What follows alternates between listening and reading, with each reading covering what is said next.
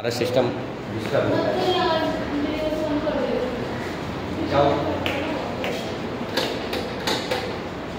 Sir वहाँ से on हो जाएगी। यहाँ से यस।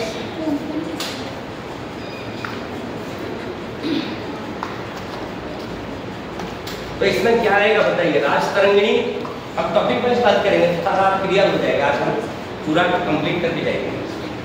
बताओ क्या आएगा उसी का, बताओ आप बताओ क्या आएगा इसके अंदर राज तरंगिणी के अंदर। सर राज तरंगिणी बेसिकली है क्या, ये एक बुक है जो कि करण द्वारा लिखी गई है। ठीक है। इसमें आएगा जिसका मतलब होता है रिवर ऑफ फेम। ठीक है। ठीक है, ये कश्मीर का इतिहास बताती है। ये कश्मीरी पंडित द्वारा लिखी गई है जो कि कवि है, करण नाम है जिसका। और इसमें 8000 वर्सेस श्लोक हैं और ये 8 सेक्शंस में बटी हुई है, मतलब 8 बुक्स है, 8 बुक्स सेक्शंस वगैरह। ठीक, ये लिखेंगे इसके और इनके मतलब थोड़ा हम राइटर के बारे में भी लिखेंगे, जो पोएट है उनके बारे में लिखेंगे। जैसे कि उनके पिता का नाम चंपक था, वो फॉर्मर मिनिस्टर के बेटे थे। और वो हर्षा जो किंग है कश्मीर के उस टाइम पे, उनके उसमें काम करते थे, मंत्री पद का। हर्ष, राजा हर्ष के टाइम पीरियड का। ठीक है, सही तो बोला आपने। और ये राजवंशों का विवरण करती है। ये 2-3 कई राजवंश है। कौन सा राजवंश? 7वीं शताब्दी के राजवंश, उसके बारे में बहुत बात करती है। या फिर 9वीं शताब्दी के राजाओं के बारे में भी कुछ जानकारी मिलती है। 11वीं और 12वीं शताब्दी के राजा है, उसके बारे में भी कुछ ना कुछ एक्सप्लेन करती है ना। तो ये चीज़ें इसके अंदर डाल देना है आपको, तो राज तरंगिणी का कुछ हिस्सा आपको मिल जाएगा, है ना। यानी कि इसमें आपको किसके बारे में चर्चाएं राज तरंगिणी करती है उसके बारे में आपको लिखना पड़ेगा इसके अंदर। ठीक है, कि राज तरंगिणी है क्या, क्या बातें करती है, इसके अंदर क्या इंफॉर्मेशन है, वो सारी चीज़ें इसके अंदर आप। ठीक है। अब दूसरा, कल्याण की शैली। कल्याण की जो शैली है, टॉपिक हमारा कल्याण की शैली। क्या है शैली उसकी? काव्य। और आप बता रहे थे वो शांत रस है उसमें। वो रस तो मतलब इसमें तो कवियों की भाषाओं में आता है, वो रस अलग है। जैसे वीर रस होता है, सौंदर्य रस होता है, एक अलग है। लेकिन जो राइटर की जो भाषा है ना, शैली लिखने का अंदाज हो, लिखने का अंदाज गद्य पद्य होता है ना। निबंध लेखन की अलग स्टाइल होती है। गद्य पद्य, निबंध लेखन, स्टोरी लेखन, उपन्यास लेखन तय नहीं होता, स्टाइल होता है ना सबका लिखने का। उपन्यास पढ़ोगे तो उसका एक अंदाज अलग होता है ना। स्टोरी लिखेंगे तो उसका एक अलग अंदाज होता है। कवि लिखता है, काव्य की जो शैली होती है वो थोड़ा अलग श्लोकों के रूप में लिखेंगे। उसके अंदर है क्या, पूरा का पूरा श्लोक से जो कुछ भी लिखा है उन्होंने इतिहास लिखा है, लेकिन वो श्लोक के फॉर्म में लिखा। तो शैली क्या हो जाएगी इसकी, क्या माना जाएगा? शैली बताइए, कल्याण की शैली क्या माना जाएगा? और हम डिस्कशन के माध्यम से समझेंगे।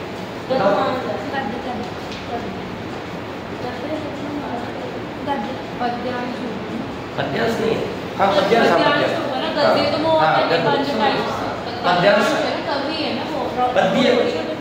पद्यांश वाली शैली उसकी है। और क्या होगा बताइए इसके अलावा डिस्कस क्या किया जाएगा? कल्याण की शैली में हम क्या क्या चीजें डिस्कस कर सकते हैं? टॉपिक है 1.5 पेज, 1 पेज के आसपास इसके अंदर है। हम नॉर्मली समझना है कि इसके अंदर लिखना क्या होगा, अंदाजा क्या होगा, डिस्कशन के माध्यम से आंसर की तरफ जाए। बताओ सर, अभी थोड़ा पढ़ाओ। और पढ़ो, आप पढ़ो सर, आप थोड़ा सा बता दो। अच्छा, मैं समझ के बताओ। ठीक है, चलो इसको हम पढ़ते हैं थोड़ा सा, उसके बाद में आपकी स्टोरी क्लियर आपको हो जाएगी। कल्याण की राज तरंगिणी की उत्कृष्ट विशेषताओं में से एक है इसका स्वयं पर प्रकाश डालना एवं आत्मचिंतनशील होना। स्वयं पर प्रकाश डालना एवं आत्मचिंतनशील होना। जब हम तरंगिणी को पढ़ते हैं तो उसमें क्या दिखता है? आत्मचिंतनशीलता दिखाई देती है। चिंतन अवस्था के द्वारा लिखी गई किताब है। एक शैली होता नहीं क्या, किस शैली में आप लिख रहे हैं? एक तो भाषा हो गई और एक उसमें भावुक लिख रहा है, किस इमोशंस के साथ लिख रहा है, ये भी तो आ जाएगा ना उसके अंदर। शैली के अंदर आएगा नहीं आएगा?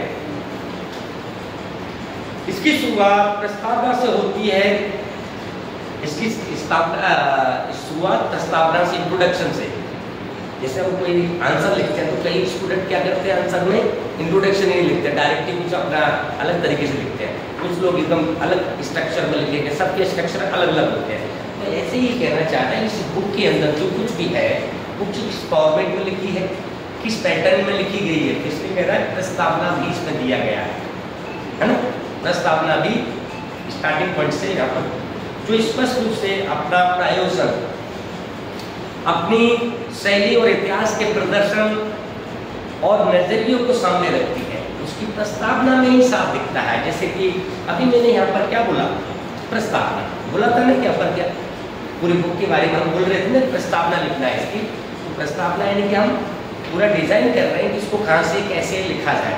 तो ऐसे ही कल्याण ने जब अपनी बुक लिखी होगी, समझ लो, कल्याण ने जब अपनी बुक लिखी होगी उसमें भी पूरी भविष्य में उसको क्या लिखना है, किस विषय पर बातें करनी है। पता नहीं, हम किसी को निबंध किताब लिखने जा रहा हूँ तो मुझे किस टॉपिक पे बातें करनी है, मेरा कोई एरिया किस एरिया में मुझे बातें करनी है, निबंध लिखा जाएगा। जैसे कॉन्स्टिट्यूशन है, उस पर प्रस्तावना है या नहीं हमारी? यस सर है। क्या है? पूरी प्रस्तावना को कॉन्स्टिट्यूशन बोला गया है, मालूम है कि नहीं? जिस इंसान को प्रस्तावना समझ में आ जाएगी तो पूरा लगभग समाधान समझ जाता है। समझ में गणतांत्रिक होता नहीं, हमारा गणतंत्र है, लोकतंत्र है, डेमोक्रेसी, समाजवाद, फैटर्निटी, बहुत सारी टेक्निकल वर्ड्स का इस्तेमाल करके आधे पेज के अंदर भी पूरा का पूरा संविधान समेट दिया। करा कि नहीं करा? हमेशा जब भी हम पढ़ते हैं तो संविधान की शपथ लेते हैं ना, तो उसी को पढ़ते हैं ना, क्या करते हैं, टेक्निकल भाषा का इस्तेमाल करके उसको लिखा गया है। तो इसमें हम क्या कहना चाह रहे हैं कि इसमें जो उन्होंने प्रस्तावना लिखी है, प्रस्तावना में क्या किया उन्होंने, अपने ऐतिहासिक दर्शन का नजरिया को साफ रिफ्लेक्शन के रूप में दिखता है उनके किसमें, प्रस्तावना के अंदर भी उसका इतिहास का नजरिया जो होता है लिखने का तरीका, अंदाज, तो वो रिफ्लेक्शन उसके उसमें भी इंट्रोडक्शन में दिखाई देता है। क्लियर? दूसरा, प्रथम हमें बताती है कि निश्चित रूप से ये कश्मीरी इतिहास पर लिखी जाने वाली पहली कृति है। ये भी बताती है कश्मीर के ऊपर लिखी जाने वाली पहली कृति है। ठीक है, वास्तव में राजतरंगिणी से पूर्व लिखी गई ऐसी ही कम से कम 11 संस्कृत संरचनाओं का मंत्राना या उसके संशोधन पर आधारित है। 11 किताबों का इस्तेमाल किया है या उनमें संशोधन। ठीक है, संशोधन का मतलब हाँ, उन 11 किताबों का इस्तेमाल किया है या बीच में किसी और ने लिखा होगा, उनका इस्तेमाल करके इस राजतरंगिणी को उन्होंने अपने अंदाज में लिखा है। ठीक है, यद्यपि इन पुराने ग्रंथों में केवल नीलतम 8वीं शताब्दी ईसी ही अब उपलब्ध है। केवल एक आदमी लिखे हेमेंद्र 11वीं शताब्दी ईस्वी के ऐतिहासिक रूप से सुज्ञात है। इससे यह संकेत मिलता है कि इतिहास लेखन की एक स्थापित पूर्व आधुनिक और दीर्घ परंपराएं रही है। क्या पता चलता है इससे कि हमारी इतिहास लेखन की दीर्घ परंपरा पहले से ही रही है, क्योंकि 11 किताबों का इस्तेमाल पहले भी किया गया था। ठीक है, तो इससे साबित क्या हो रहा है कि हमें इतिहास लेखन की जो परंपरा है हमारे पास पहले से होती है। क्या कहना चाहते हैं? ठीक,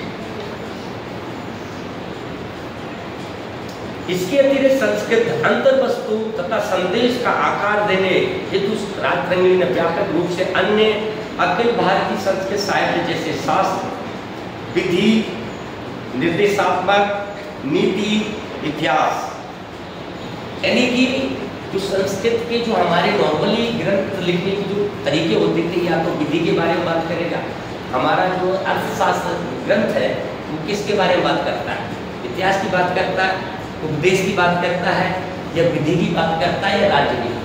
बताइए, आप में से किसकी बात करता है? जाने राज्य की बात करता है। किसकी बात करता है? राज्य के बारे में नहीं, पूरा उसकी संरचना क्या है राज्य के बारे में। इसको हम राज्य प्लस विधि भी कह सकते हैं। क्या कहते हैं?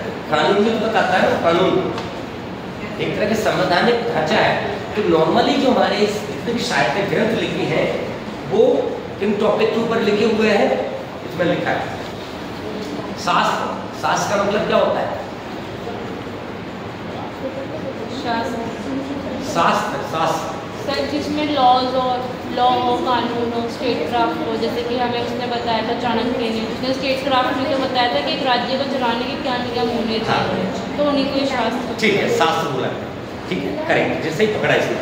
तो शास्त्र का मतलब होता है राजनीति तथा विधि संबंधी, मतलब राज्य से संबंधित और कानून से संबंधित बात करने को क्या बोला जाएगा? शास्त्र बोला जाता है उसको, ठीक है। और दूसरा वर्ड इन्होंने इस्तेमाल किया है नीति। नीति का मतलब क्या होता है? राज्य, शास्त्र और नीति हो गया, एक वर्ड नीति भी है। तो हमारे जितने भी ग्रंथ लिखे हैं संस्कृत में, ये शास्त्र, नीति और इतिहास से संबंधित हमारी जो है लगभग ये ग्रंथ होते हैं, ठीक है। इन टॉपिक को बातें करते हैं, ठीक है। तो नीति का मतलब होता है राजनीतिक तथा नैतिक दृष्टांत। नैतिक दृष्टांत क्यों कहा जाता है? नीति का मतलब क्या होता है? नैतिक, नैतिकता, जो मॉरल वैल्यूज, मॉरल वैल्यूज के बारे में जितने भी किताबें लिखी हैं, व्याख्यान दे रहे हैं लोग अपना, तो वो सब नैतिक हो गया। क्या होता है? नीति के बारे में बात कर रहे हैं, ठीक है, ये हो गया।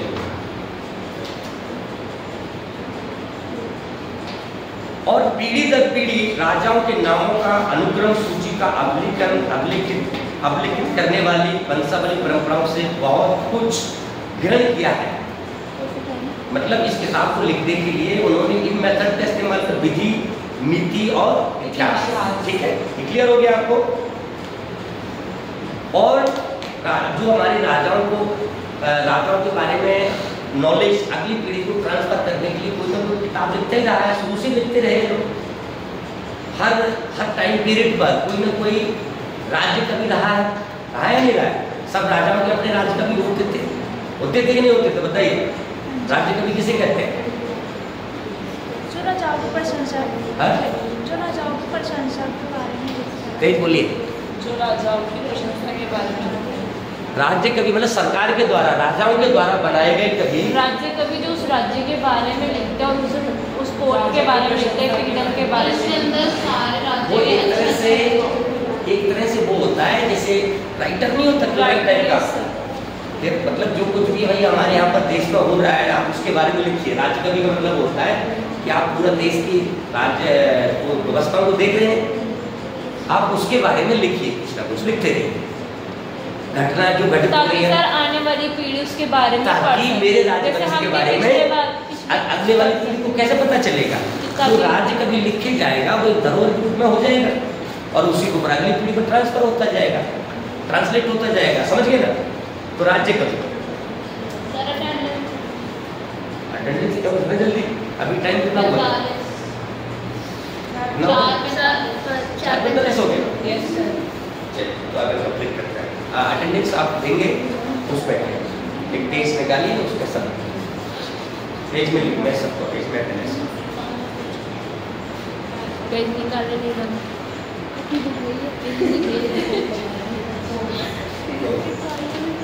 अभी मोबाइल लेना है, बाद में लेना, क्या करोगे? अभी क्या जरूरत है? होने दो, हो गया। अच्छा हो गया, निकाल। तो पेज में सब अपना रोल नंबर और नाम भी लिखिए।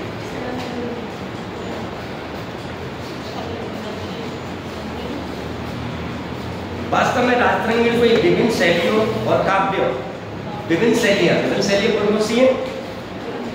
शैलियों और काव्य। काव्य का मतलब होता है उच्च बौद्ध दर्शन से संबंधित गद्य पद्य, ठीक है। इन दोनों के रूप में ही हमारे पुराने ग्रंथ लिखे गए हैं, लेकिन ये ग्रंथ ज्यादातर हमारा काव्य के दर्शन में, ठीक है।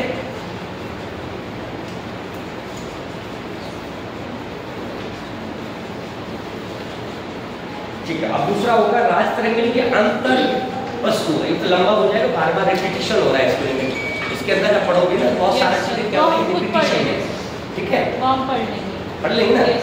बार बार इसमें क्या हो रहा है, बहुत ज्यादा रिपीटिशन है, इसमें वही चीज ना फिर दोबारा बार एक्सप्लेन वही कर रहा है। तो हमें इस पर जाना नहीं है, हमें नॉर्मली सर आप सब जितने भी सब टॉपिक है ना उसकी समरी बता दे करो, फिर हम पढ़ लेंगे सब टॉपिक। हाँ, सब टॉपिक पे अंदर क्या लिखना है देख लेना, क्योंकि बार बार रिपीटिशन हो रहा है इसके अंदर बहुत ज्यादा। राजतरंगिणी की अंतर वस्तु की रूपरेखा, ये मतलब क्या है, इसमें क्या हम बात करेंगे बताइए। राजतरंगिणी की अंतर वस्तु की रूपरेखा। अंतर वस्तु का मतलब क्या होता है?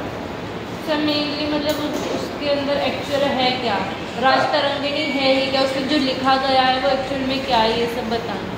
हाँ सर इसके बारे में क्या लिखा है बताइए, क्या है इसके अंदर? बता दो, तुमने पढ़ा है। हाँ क्या क्या लिखेंगे बताइए इसके अंदर? सर हम लोगों ने पढ़ा, अभी थोड़ा पढ़ा नहीं, आप बता दो। चलो अब इसके अंदर एक्चुअली में हम पूरा लिखेंगे कि राजतरंगिणी की विषय वस्तु, अंतर वस्तु, उसके अंदर जो बातें लिखी गई हैं कि भाई पूरा कश्मीर के इतिहास के बारे में बताता है। क्या बताता है? कश्मीर के इतिहास के बारे में बताता है। पौराणिक कहानियों से लेकर के इसका जो है स्टार्टिंग पॉइंट वहाँ से शुरू होता है। फिर बाद में वो शिलालेखों का इस्तेमाल भी करता है, 11 किताबों का इस्तेमाल करता है नहीं करता है ना। और राजाओं की अच्छे और बुरे गुणों का भी विवेचना इसके अंदर देखने को मिलती है। तो ऐतिहासिक फैक्टों को भी वो कहने की कोशिश करता है ना।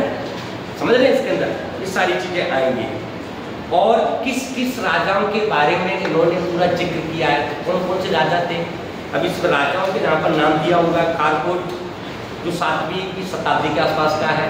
सर इसमें डायनेस्टीज लिखी हुई है, वंश है। हाँ वंश भी है, ठीक है।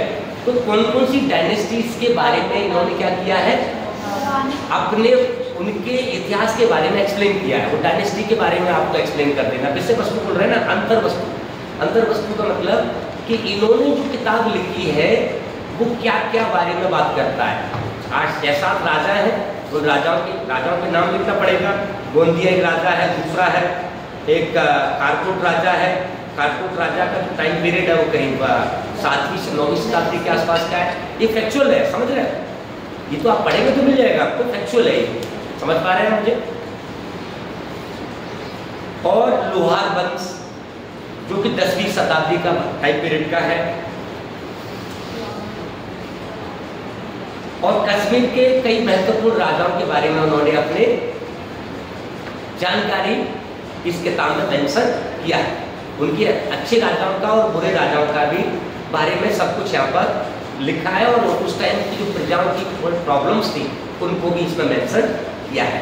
और इसके अलावा उन्होंने और कुछ भी मेंशन किया है, वो ये है कि राजा सम्राट अशोक के बारे में ऐसा कहने को मिलता है तो उसका साम्राज्य जहाँ तक फैला हुआ था ना, उसके बारे में कुछ मेंशन देखने को इसमें मिलता है। हूण और कुषाण, कनिष्क के राजा कनिष्क का नाम सुना है आपने? yes, राजा कनिष्क जो बुद्धिस्ट राजा था उसके बारे में भी इसमें जिक्र मिलता है। जबकि राजा कनिष्क किस टाइम पीरियड का है? प्रथम शताब्दी, दूसरी शताब्दी, प्रथम या दूसरी शताब्दी के आसपास का राजा है। दूसरी के आसपास का है ना, दूसरी शताब्दी के आसपास का राजा है। लेकिन उसकी बारे में भी जानकारी इस किताब में मेंशन है। तो ये भी कहेंगे कि कश्मीर के राजा, 7वीं शताब्दी के राजा, जो है कनिष्क राजा, हूण राजा है, उन सारे राजाओं के बारे में भी कहीं ना कहीं डिस्क्रिप्शन यहाँ पर विवरण मिलता है। तो क्या हो जाएगी ये अंतर वस्तु हो जाएगी। क्या हो जाएगी? अंतर वस्तु। तो अब इस पर रही बात फैक्ट, तो फैक्ट भी तो आपको याद करके लिखना पड़ेगा, नहीं लिखना पड़ेगा? मैं तो अभी समराइज करते हुए बोल रहा हूँ ना। जब हम नॉर्मली लिखते हैं तो क्या करना पड़ेगा आपको? फैक्ट्स लिखने पड़ते हैं, के नाम लिखने पड़ेगा। लोहार वंश हो गया, और जैसे कारकोट वंश, कारकोट वंश हो गया, उत्पल वंश हो गया, है ना, उत्पल। और दूसरा है मूड राजा, तोरमण और मिरकुल 6वीं शताब्दी का शामिल है। 6वीं शताब्दी के बारे में भी कुछ उन्होंने जानकारी दिया है। जो मिरकुल राजा था, मिहिरकुल, जिनमें से सभी की पराक्षत्रिय भारतीय राज्यों पर शासन किया तथा कश्मीर को उनमें एकीकृत किया। घाटी में पाए जाने वाले स्वर्ण रंजित और मिश्रित सिक्कों के संग्रह इन शासकों की कश्मीर में उपस्थित पुष्टि करेंगे। मतलब जो उस टाइम के राजा स्वर्ण और मिश्रित मुद्राएं वगैरह जो की थी, सिक्के वगैरह थे, उनके बारे में भी जानकारी, अभिलेखों के बारे में जानकारी मिलती है। विषय वस्तु का मतलब उसके अंदर ये सारी चीजें लिखी हुई है बुक के अंदर, समझ गए? तो ये आपको मेंशन करना पड़ेगा।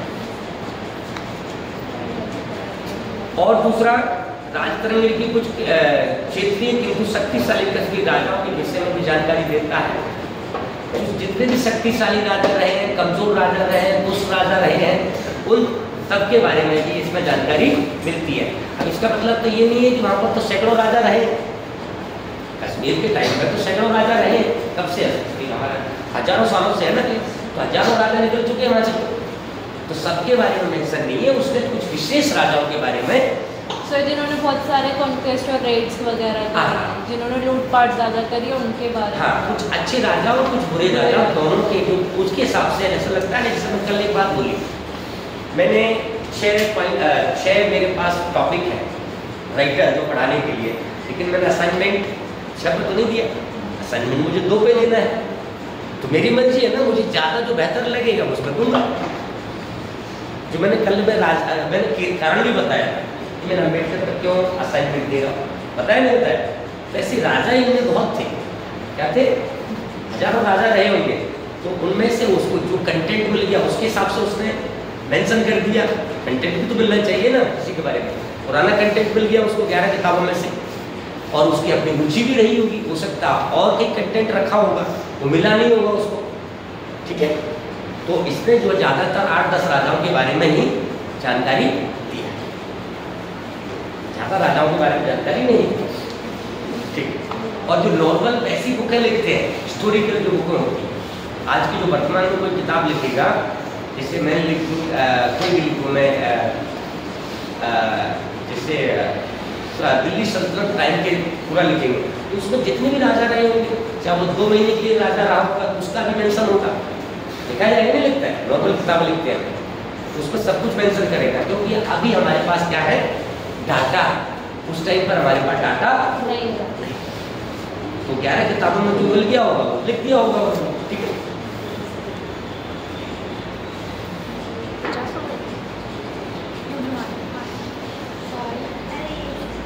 शक्ति जिनमें ललिता दत्त मुक्तिपीठ 8वीं शताब्दी का प्रमुख था, जिसके बारे में कहा गया कि उसने अपार विजय और अभिमानों को संचालित किया, जिसका विस्तार एक और पूर्व भारत तक और दूसरी और मध्य और पश्चिमी एशिया ईरान तक फैला हुआ था। कहाँ तक फैला हुआ था? ईरान तक फैला हुआ था। कश्मीर और ईरान में कितना डिफरेंस है? बड़ा है, बहुत ज़्यादा। कितना डिफरेंस है? इसका मतलब इसका बड़ा साम्राज्य था। कश्मीर का एक राजा था, उसका क्या था, ईरान तक मतलब कोई संबंध रहा होगा या पॉलिटिकल संबंध रहे होंगे, तो वहाँ का साम्राज्य वहाँ तक फैला हुआ है, इसमें ऐसा मेंशन इसमें दिया गया।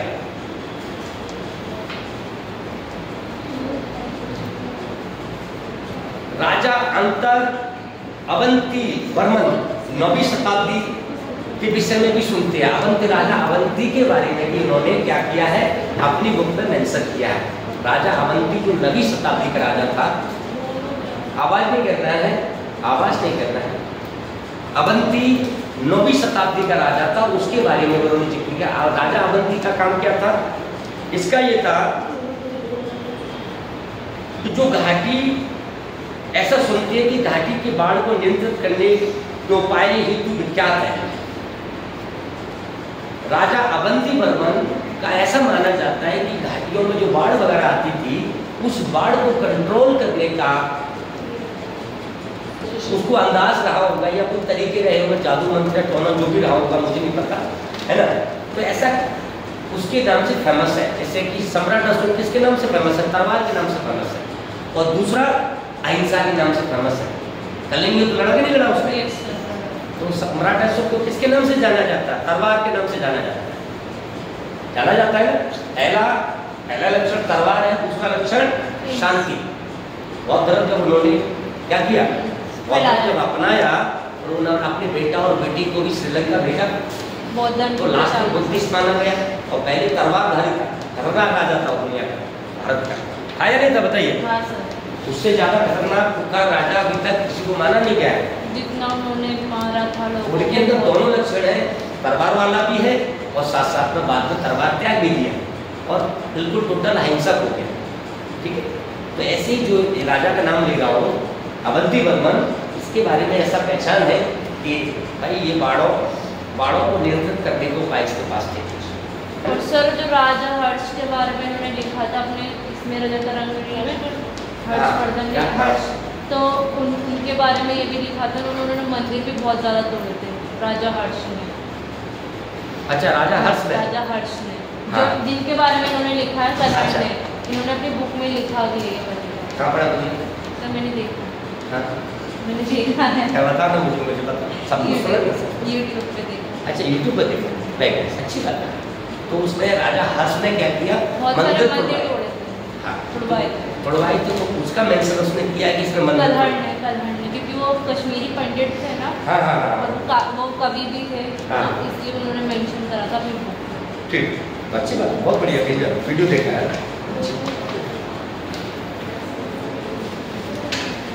और प्राचीन विश्व की कुछ शक्तिशाली महिलाओं शास्त्रों में से रानी विद्या विद्या क्या नाम है?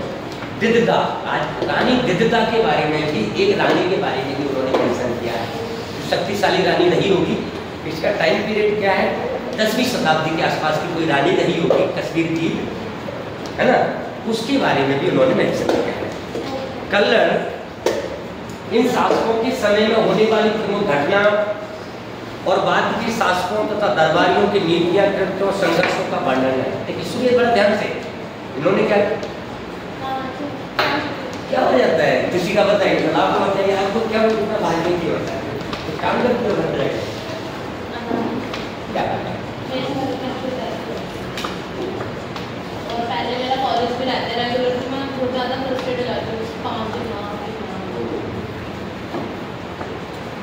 लास्ट क्लास मेरे लिए बड़ा नुकसान है। मेरा नुकसान क्या है कि मेरा पढ़ाने का मन करता है, समझ रहे हो, लेकिन मेरा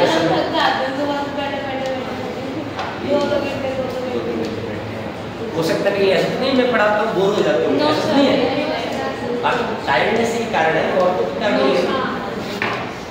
अगर मेरे पढ़ाने में कोई तरीका होता हो तो बताइए मुझे, ताकि मैं उसको और इम्प्रूव करूँगा ना, क्योंकि आप लोग पढ़ते नहीं है ना, तो फिर मेरा ऐसा लगता है कि क्या हो गया है, मतलब क्योंकि मैं तो जो पढ़ाना चाहता हूँ ना, मुझे तो रुचि आती है पढ़ाने में।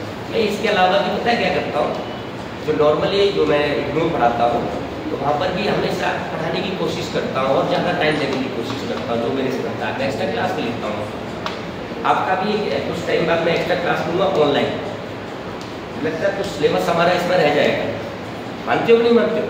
1-2 चैप्टर शायद, एक चैप्टर हमारा रह जाएगा, 2-3 क्लास मुझे एक्स्ट्रा लेनी पड़ेगी, 2 क्लास का हो सकता है 3 क्लास ले लेंगे, तो कितने सर आप पहले पढ़ा दे करो, मतलब कि मैं हाँ, फिर आप हमसे डिबेट करवाए करो, जैसे कि आप 3:30 बजे आ जाते हो, मोस्ट आज ही तो लेट हो गए, हाँ। लेकिन वैसे आप 3:30 बजे हमेशा टाइम पे ही आते हो। हाँ, मतलब तो सर आप पहले पढ़ा दो, एक टॉपिक पूरा पढ़ा दो, जैसे आज कलहड़ का था तो पहले ये पढ़ा दो पूरा, फिर उसके बाद हमारी डिबेट करा दो। हाँ, डिबेट ही करवाना है मुझे सर ये इसलिए मैं बोल, पहले आप पढ़ा दो, ठीक है, जिससे आप आ जाए तो कंप्लीट हो, इससे हमारा सिलेबस भी कंप्लीट हो जाए। हाँ ठीक है, तो उसके बाद में हो सकता है मैं ऑनलाइन डिबेट आपसे छुड़वाऊंगा बाद में, ऑनलाइन समझ लो, ये पहले यहाँ क्लास में तो हमारा चलेगा ही चलेगा, मैं ऑनलाइन क्लास भी कुछ टाइम क्लास लूँगा, एक्स्ट्रा क्लासेस होगी हो तो आप घर में बैठेंगे आराम से, कोई उसका डिस्टर्बेंस नहीं रहे, लेकिन आपको गूगल मीट को ज्वाइन करना होगा।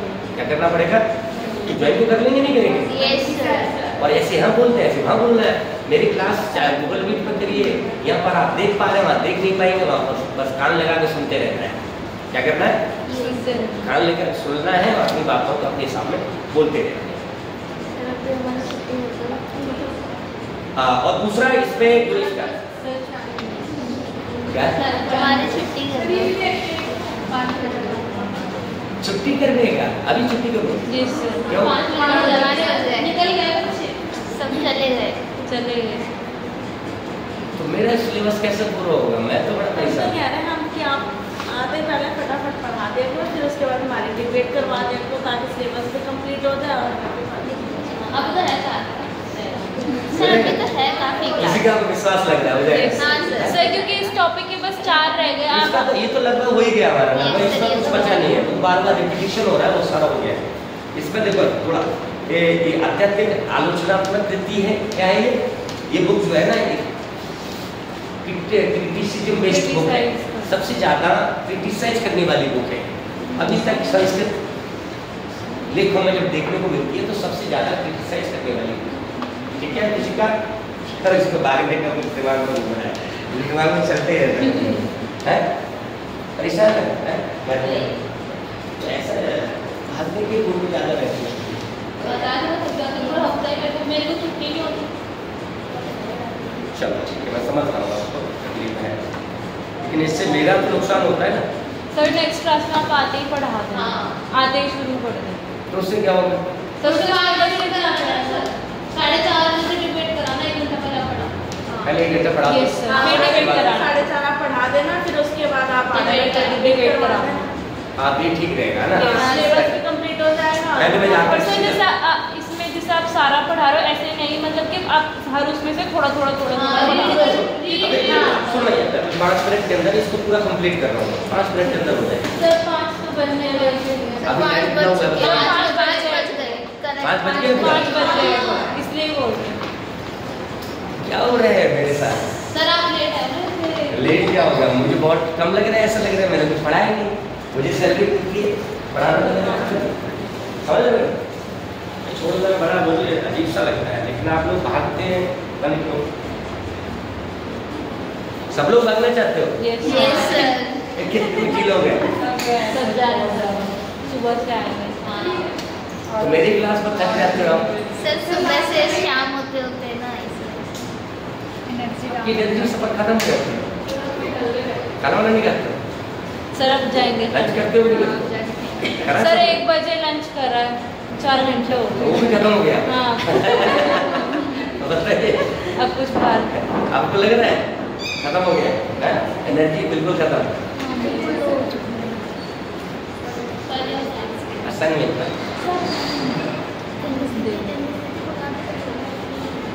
संजना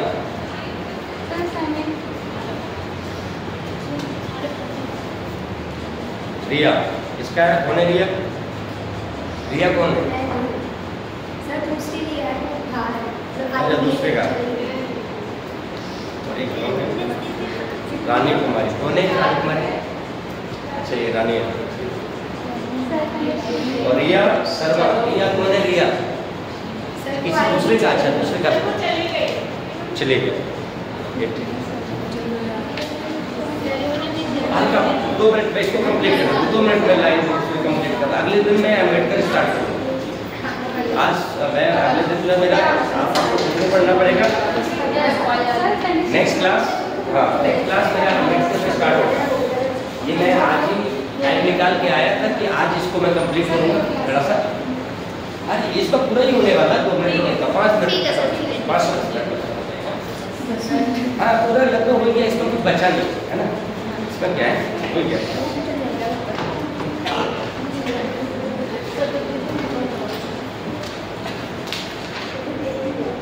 हाँ अंतर वस्तु समझ में आ गया। अंतर वस्तु के अंदर क्या है? उसमें पूरे राजाओं का विवरण है, उस टाइम की घटना वो घटना जो भी हुई होंगी, अच्छे राजा बुरे राजाओं के बारे में जो मेंशन है वो सब कुछ इसके अंदर आ गया है ना। अब दूसरा टॉपिक इतिहास लेखन के रूप में मूल्यांकन। इसमें हम क्या लिखेंगे? इतिहास लेखन के रूप में मूल्यांकन ये होगा, हम मूल्यांकन करेंगे। सब लोगों ने मूल्यांकन किया, जैसे विल्सन ने किया, दूसरे और ने रोमला हापर ने किया, और बहुत सारे राइटरों ने उसको पढ़ा। पढ़ करके मूल्यांकन करके इतिहास की बुक है कैसा क्या नहीं कैसा। तो कई लोगों ने इसको क्या कहने की कोशिश किया, ऐतिहासिक बुक क्या किसी ने मना करने की कोशिश किया है ना। लेकिन लास्ट में मूल्यांकन के तौर पर सबका मन यही कहता है कि ये कहीं ना कहीं ऐतिहासिक बुक है। उसको फैक्ट कहने के लिए कारण क्या है? क्योंकि इसके बारे में राजाओं के बारे में मेंशन किया गया। मूल्यांकन बोलेंगे इतिहास लेखन के रूप में मूल्यांकन, क्योंकि 11 किताबों के बारे में जानकारी देता है कि नहीं? इसके अंदर 11 किताबों की जानकारी देता है, और साथ साथ में उस टाइम पीरियड के जितने राजा थे, 7वीं शताब्दी 6वीं शताब्दी 9वीं 8वीं जो भी राजा थे उस टाइम के, उन राजाओं के बारे में मेंशन करता है, उनके अच्छे और बुरे गुणों के बारे में कहता है। तो इससे क्या पता चल रहा है? और कई लोगों ने और बाद के राइटरों ने जैसे रोमला थापर है ना, विल्सन ने सपोर्ट किया, उसको ट्रांसलेट किया। ऐसे कई और राइटरों ने भी इसके पक्ष में कहने की कोशिश किया। तो मूल्यांकन के तौर पर हम ये कह सकते हैं कि ये क्या है? एक साहित्यिक, इसमें क्या डिबेट किया गया है। डिबेट है, इसके अंदर क्या होगा? डिबेट है। कोई लोग इसको क्रिटिसाइज कर रहा है, कोई इसको समर्थन दे रहा है, कोई किस आधार पर क्रिटिसाइज कर रहा है, कह रहा है कि इतिहास को इसका पौराणिक कहानी भर रही है, हम इसको कैसे इतिहास माने। कई लोग कहेंगे नहीं नहीं, इसके अंदर देखो 11 राइटरों का इस्तेमाल किया है, और उन्होंने कई राजाओं को क्रमबद्ध तरीके से अपनी बात को अच्छी ढंग से कहने की कोशिश किया। तो इसलिए क्या ये ऐतिहासिक बुक है। लास्ट में हम मूल्यांकन के तौर पर क्या कहेंगे, ये जो है बुक है तरंगिणी, तो एक ऐतिहासिक बुक, समझ गए, ये लिखेंगे ना इसके अंदर।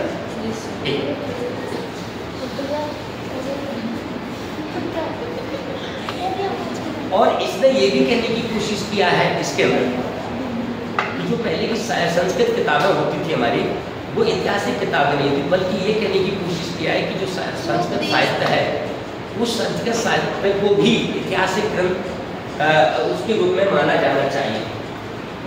जरूरी नहीं है कि आप फैक्चुअल लिखेंगे तभी उसको हम संस्कृत, तभी हम उसको ऐतिहासिक का माने, बल्कि आपने कुछ कल्पनाओं का इस्तेमाल किया है या उस टाइम की परिस्थितियों का इस्तेमाल किया है, उनको भी कह रहा है, कल्पनाओं के बारे में कह रहा है कि उनको भी हम ऐतिहासिक चीज़ों में कंसीडर कर सकते हैं। कौन कहता है? कल्याण ने कहा है। समझ पा रहे? ठीक। अब दूसरा अगला टॉपिक है नवीन दृष्टि के अंदर क्या आएगा। एक मिनट, नवीन दृष्टि का एक पॉइंट को आपको सबको एक्सप्लेन करना है, एक एक लाइन में सब लोग एक्सप्लेन करेंगे। हाँ, नवीन दृष्टि में क्या आएगा? किसका नवीन दृष्टिकोण? कल्याण का नहीं, इसमें आएगा कल्याण का नहीं। अब आपस में लड़ रहे हैं, कौन लड़ रहे हैं? तो इतिहासकार लड़ रहे हैं। कोई कह रहा है कि नहीं होता है, कोई कह रहा है कि नहीं, इसको हटा दिया जाना चाहिए, फर्स्ट बुक इसको मत मानो। कई लोग ये भी तो कह रहे हैं ना, इसको आप जो ऐतिहासिक प्रसिद्ध बुक क्यों कह रहे हैं आप? तो कई लोग इसको हटाने के गुण में भी तो लगे हुए हैं ना, समझ रहे हैं मेरी बात? कई लोग तो कहते हैं ना कि भाई इसको हटाओ, ये बुक उस फर्स्ट बुक में नहीं होना चाहिए। तो इस पर क्या चल रहा है? एक नवीन अभी लोग, कई लोग जो है ना डिबेट कर रहे हैं इसके ऊपर। तो इस डिबेट में नया कंक्लूजन के तौर पर क्या निकला?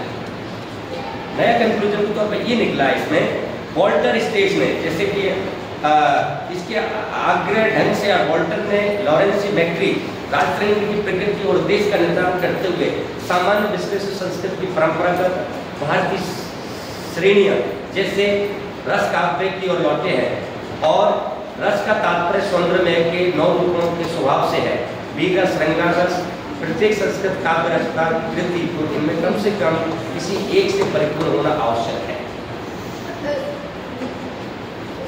समझ में आया? क्या समझ में आया बताइए? ऐसे कर रहे हो सब लोग, इसको क्या समझ में आया बताइए?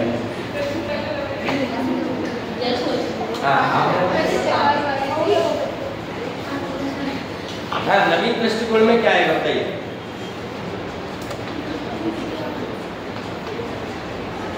जैसे कि नवीन दृष्टिकोण में ये कहने की कोशिश किया है कि पहले जो हमारी आस्थाएं थी ना, कि संस्कृत जो ग्रंथ है वो सबके सब क्या है, कपोल कहानियां लिखता है। क्या करता है? कपोल कहानियां, समझ रहे ना? कुछ भी लिख देते हैं, कुछ भी लिख देते हैं, कुछ भी कल्पनाओं की कहानियां ज़्यादा लिखती हैं, एक कहानी टाइप की ज़्यादा रहती है। लेकिन अभी नवीन दृष्टिकोण ये कहने की कोशिश कर रहा है कि नहीं, संस्कृत काव्य के अंदर हिस्टोरिकल फैक्ट छुपे हुए हैं। समर्थन दे रहा है उसको। आप पूरे संस्कृत किताबों को आप ऐसा नहीं कह सकते कि उसके अंदर कोई ऐसा मटेरियल या किसी अच्छी राजा के बारे में वर्णन नहीं है। कुछ सत्य बातें भी उसके अंदर लिखी है, कुछ पूरी वाले में मानो, लेकिन कुछ बातें तो उसके अंदर सही लिखी है। बंद कर लें।